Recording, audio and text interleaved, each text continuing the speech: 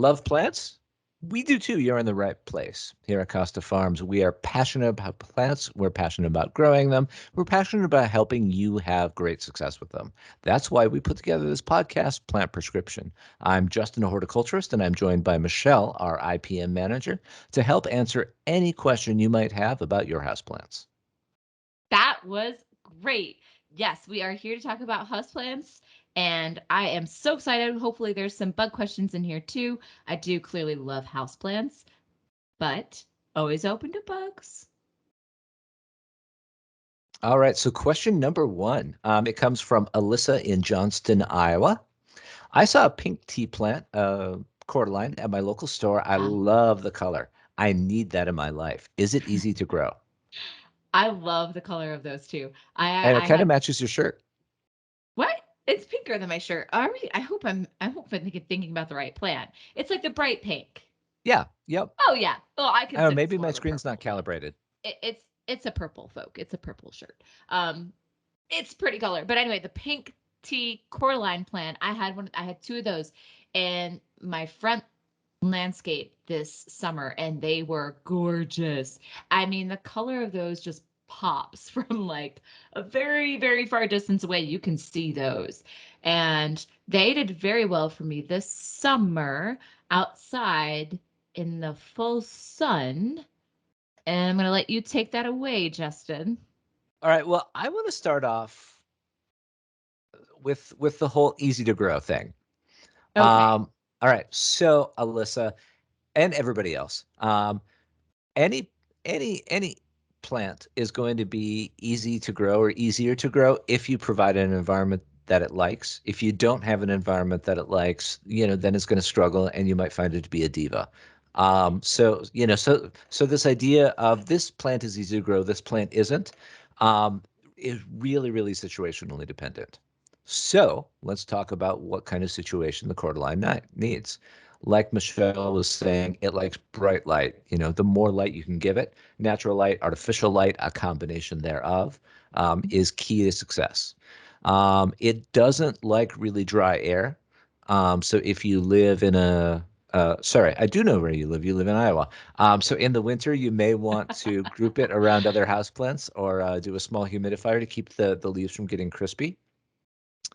Another thing to keep in mind with cordylines, Michelle, did you want to jump in? Am I going? Uh, no, I just, when you're done, I have a sad story.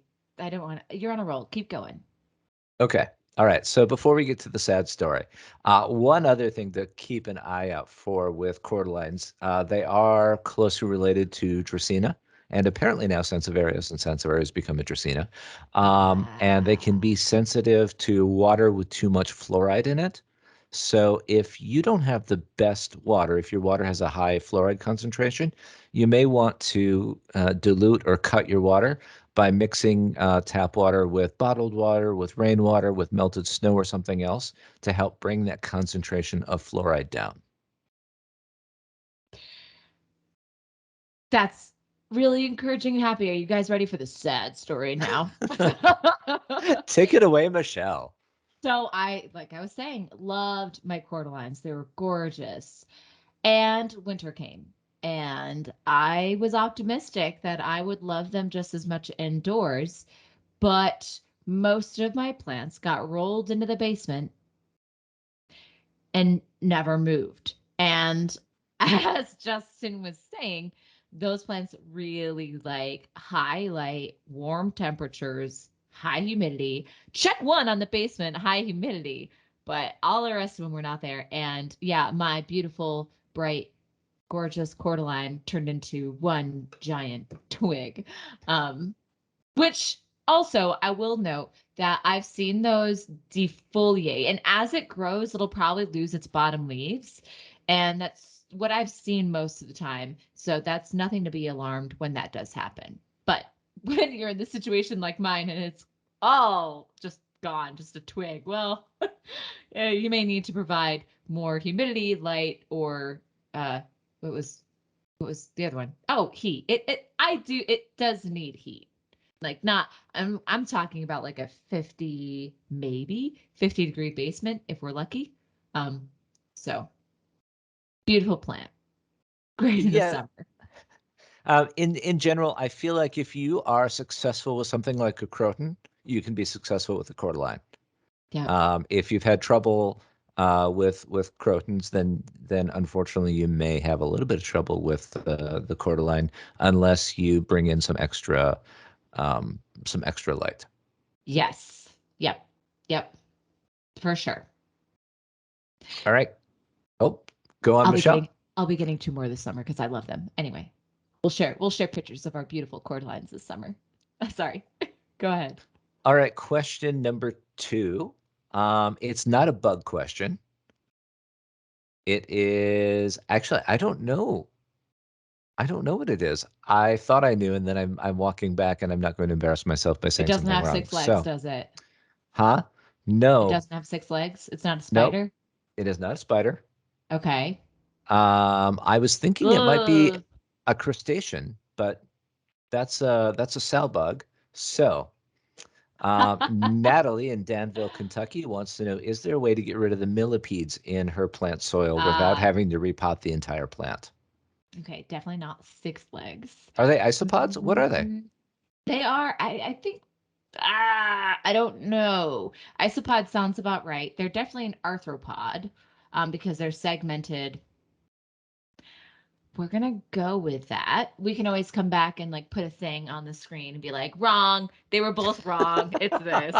So yeah, stay tuned for that edit if we're both wrong. Um, what was the question? I was so focused on like trying to figure out what the insect was. I The completely couldn't non-insect? listen to the question. Yeah, All I right. was like, all right, sorry. Is there a way to get rid of millipedes in my plant soil without having to repot the entire plant? Well, okay. What's wrong? What's wrong with millipedes? I, am I the only one who doesn't hate millipedes? Because they're nice and they're nice, not bugs, whatever they are. Isopods, we're just gonna go with, and this is where the thing will splash on the screen, like not an isopod. Um, but I mean, okay, so millipedes are in your soil. What that probably means is it probably means it's a little damp and there's organic matter in there. Because that's where they're nice and cozy. You'll find them a lot in compost piles. Again, it's probably just eating decaying matter, which, if anything, is helpful because as it eats that, guess what? All things poop. And that poop is probably going to turn into something very yummy for your plant. Um, I feel like I It feel has like been a I'm while since you've talked about poop on the podcast, Michelle. Oh, you're right. I didn't even think about that. Way to go back to your roots. Well, you know. Um, but I just I get that bugs in houses are not wanted. And most of the time people want to get rid of them. I don't think that the millipedes are really going to go and hang out many other places. I think that they do kind of get restless and migrate indoors in the winter or at certain times of the year. I'm not sure when, but I mean, you could just take a vacuum, suck them up, and put it back outside. When it comes to your soil, um, I mean, if they do like it moist, which is going to skeeve a lot of people out, the fact that I said that word, wet, not dry. And so maybe drying down your plant a little bit would help deter them. Um, but I don't know if there's many insecticides out there that are targeted towards those. So I think it would be difficult to kill them with it. I'm sure that there's something out there, but I just don't know off the top of my head. But going back, like, why would you want to kill them? Um, if you have children, they're really fun to get like to have them crawl on the children. And believe it or not, like the kids may like it if they're young enough. They haven't grown up enough to like learn to hate bugs. So it's a really cool thing for kids to experience all those legs and the little thing crawling. It's not gonna bite you. They don't they don't hurt people. Okay. I'm just sad about the millipede thing because I like millipedes. If you want to get rid of them, maybe dry down your soil. um, they may be on the bottom of your pot, more likely, I would guess, because that's where it's wetter normally. So maybe just kind of take the pot out, rush them out, and put the pot back. I, I don't know. What do you think, Justin? Yeah, well, if you feel like you absolutely need to eradicate them, there are probably eggs in the soil because, soil is great habitat. So you may need to get rid of the soil, wash the roots off, and repot from scratch. And you have to ask yourself, is it really worth it for something that's not hurting my plant? And no judgments from me at least, maybe Michelle. If you No, feel no like, yep, that judgment. is worth it. No judgments. We're all different. It's okay. I had a pet black. I'm not gonna finish that sentence because people are probably gonna be appalled. Plus, I don't want to get arrested for saying the pet bug I had. Anyway, can um, we edit that so part out? I don't know. so yeah, Sorry. Alyssa, repotting is your best course of action if you absolutely need to get rid of them, but maybe you can take comfort in the fact that you know that they're not hurting your plant, and so there's there's not a biological reason to get rid of them. Nope. No, ma'am. But if you want to, go for it. Just throw them outside. They'll be back in. They will be back in. If you want to prevent them from coming in, it's so hard to find those little cracks. But if you can find any little cracks where there's moisture, is probably where they'll be. So cracks like close to the ground, or if you have basement, like anywhere that there's moisture and there may be a crack, try to seal it to prevent them from coming back in. Okay. Alrighty, question number 3. I have a sterling silver Scindapsus, aka Scindapsus Moonlight, and the leaves keep curling inward. What am I doing wrong? This comes from Dylan in Grand Forks, North Dakota. Um, why don't you go first on this one? Because I have an idea. I want to see if our ideas match on this. Because my mind goes to one thing immediately. What do you think? Watering. Yes. Yes. Well, Most common issue with this guy. I was gonna say watering and root rot. I was gonna say overwatering. Um, what were you thinking? I was thinking it could go either way. It could. You know, when the roots when there's overwatering, the roots start to die and the plant can't take up enough moisture to sustain itself. That's why when it first begins, it can be tough to visually tell from the symptoms if a plant is too wet or too dry because it's the same issue. There's not enough healthy roots to take up moisture being released by the leaves. Yeah. Happily, it's usually pretty easy if you look at or feel the soil to sense, is this soil kind of dry or is the soil kind of wet?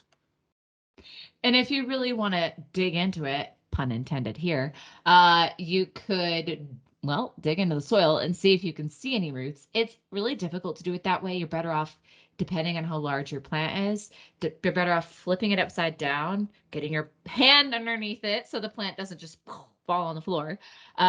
So if you can see me on YouTube or wherever you're listening or watching to this, have your hand under the pot with the leaves on your palm of your hand, flip it over, take the pot off, and just look at those roots. If the roots are white, which Scindapsus roots I'm pretty sure are white, right? Yeah, I think so. Okay. So if the roots are white, it's okay. It probably just needs more water. Um, if the roots are like brown or tan, or if you go and grab one of the roots and they break off easily, it could be a slew of things. We're just going to call it root rot. Um, and so if you see that, or if you see no roots, well, then that's a big red alarm, because either they're black and they blend into the soil, or there's no roots on the plant, which is why your plant's wilting. So again, just flip it upside down and check those roots. Um, there's a couple of things. Can we get into root rot a little bit? Just a Yeah, little of bit. course. So there's a couple of things that could cause root rot. Drying down, so cycling wet and dry is always good. But going too extreme can cause stress on the roots. And if you do that, like to the extremes, you can actually cause damage on your roots. Another thing that happens is if you are fertilizing, we talked about this, I think, in one of our first episodes. If you're fertilizing and the concentration is too high of fertilizer, it's basically a salt, and the salt can burn the roots as well. Another thing that could happen if it's in the winter and your plant is really close to a very, very, very cold window, that could damage the roots as well and cause this whole thing to take off. So from what I've seen, those are one of the, oh, and obviously we want to make sure that it's not sitting in water as much as you can avoid it. So those are like the main things. And if you want to, if you want to go the extra mile, when you flip your pot over and you're looking at the roots, give it a sniff. And if it doesn't smell like soil, like dirt, if you smell something like sour, is what I would kind of say it's like sour. If you smell something other than soil, there may be something going on there. All right, having grown up not terribly far from Grand Forks, North Dakota, another thing that I would keep an eye out for, Dylan, is to make sure your plant's not too close to like a heating or an air conditioning vent, because that can really take a toll on this tropical plant. And even if your watering is on point, that hot or cold air can make the leaves curl and go yellow prematurely. So watch that as well. Yep. Again, I only thought about the roots. I have a one-track mind. I didn't forget about the air. Yeah. Yep. You know, the vast majority of the time it is the roots.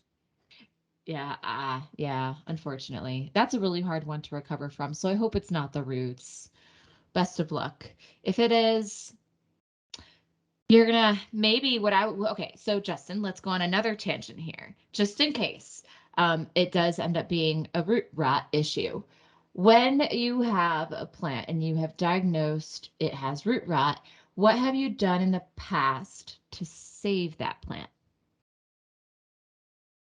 That's a tricky one to answer because It it's is. so situational.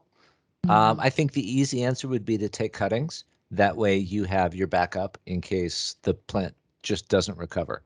yep. Um, you know, making sure that you're providing your plant with as optimal conditions as possible, so that it has a fighting chance to recover from the root damage, and you're not subjecting it to any more stress than it needs.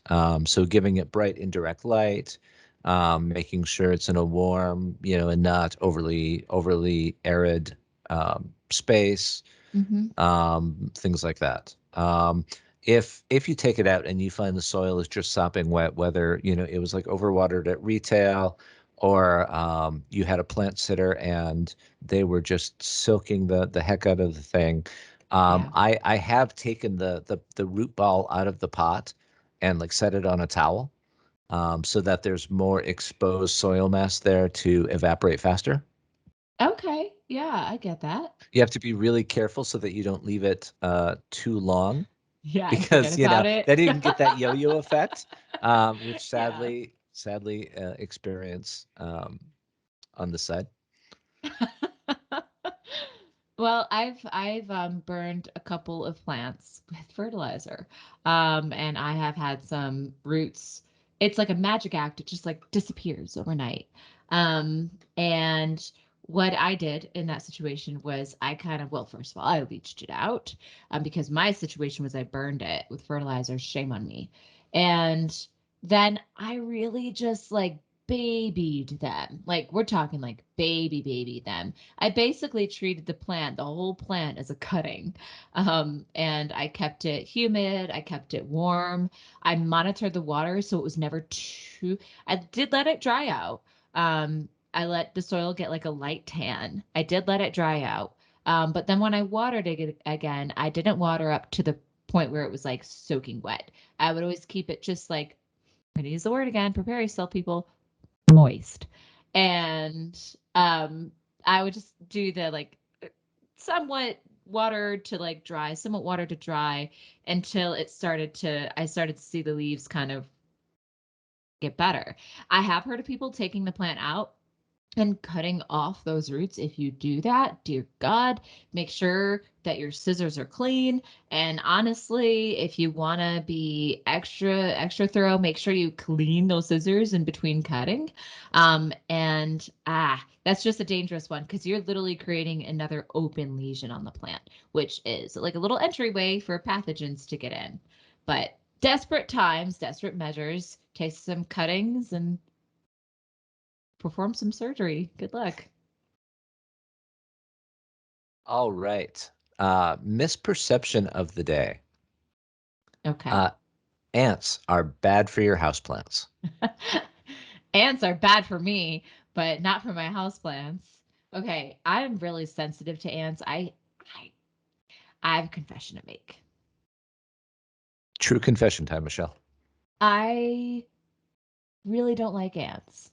I love just all like millipedes, spiders, bugs, flies. I love it all.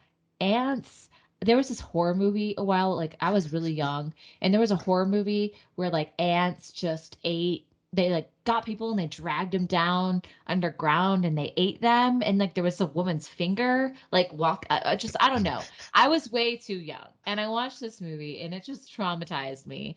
And then I lived in Brazil for a little while, and I got like eaten up with fire ants on multiple occasions and they're just kind of not an ant fan. Um, but that being said, they're probably not hurting your plants, although mm, depending on the ant, mm, because you've got carpenter ants out there, which I'm so negative towards ants. I can think of a bad situation for every ant. Carpenter ants, what are they doing? They're eating something.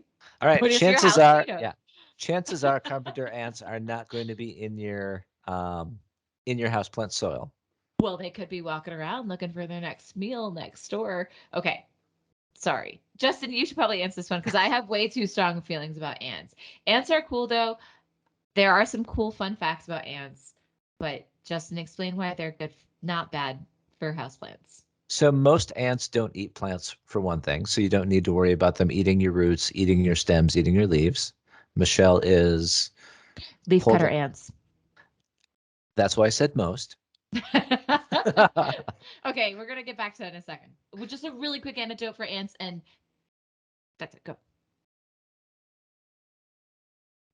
Wait, I thought you have a quick anecdote for Oh, ants. I do. I was gonna wait till you finish, but I've clearly already Oh, interrupted too yes, yeah. long now. So Go on. leafcutter ants. Okay. So we all hopefully maybe know the story about leafcutter ants, how they like, chop leaves and they go and they use this to grow fungus, which is super cool. That's about the extent of what I know. Actually, I don't really know more than that. But where I was going with this is leafcutter ants are cutting the leaves and they're growing fungus, right? And then you've got the other ants, just ants et al., that are basically farming or ranching aphids and mealybugs and other things that produce, again, the sugar poo. Um, is that twice? That's twice now. I'm back. Anyway, so you've got the ants that are harvesting the sugar poo, the honeydew. But it's kind of funny when you think about ants because you always think that the ants are farming the aphids. But I was listening to a podcast the other day, Ologies podcast, really nerdy podcast, and she had a myrmecology guy on there, and he was talking about ants. Clearly, I got some, but not all. He argued that the ants that are farming the aphids are actually ranching the aphids. And I learned that sometimes they will randomly just kill an aphid and eat it. Like just like us. We we like ranch cows to get the milk. It's very similar situation. Aphids are making a movement. Aphids are not farming or ants are not farming aphids. They're ranching them. The true farmers are the leaf cutters. Anyway, go back to your thing. I'm sorry, Justin. No worries. So, ants aren't probably going to be hurting your plants in any way. So if you can tolerate them, um, that's always the best course of action. That said, plants can offer habitat for ants, because the soil is a nice place for them to create their little nests. And there are a variety of products out there that you can use to try to get rid of the ants, if you don't want them in and around your plants. But they're not hurting anything, so you don't have to worry about them. Well, if you want to get rid of your ants, though, one thing you can do, which again I learned from the myrmecologist episode, um, I'm not an ant expert, but he is. He recommended to follow the ants, um, and figure out where they're coming in. And if you don't see like a very clear trail of ants with a very obvious crack, this is really horrible. But you could give an ant, if it is an ant that was interested in food, possibly not, but you could try to give it a little morsel of food, like a little tiny morsel, and the ant is going to go to its colony wherever that may be. And that is how you find it. Either it's coming in from the outside, and if it is, you'll see it go towards the crack. And the brutal part was that he recommended that before the ant gets outside, you kill it. Because right as the ant's about to like, "Woo, I got lunch for my homies," and get out the door, you kill that ant because it's gonna go tell the rest of its buddies, or girlfriends. Sorry, most of the ants that you see are girls. Um, and yeah, you don't want that. So try it. Honestly, most of what's probably happening is your ants are living in the plant, so it's probably not going to go far. And you just gave it a free meal. So So there you go. Misperception of the day. feel like I really went on a ant rant there. Wow. Okay. Wow. All right, Justin. Do you have any plant updates? Do I have any plant updates? That is a great, great question. He is stalling like he I does not. Yeah, yeah.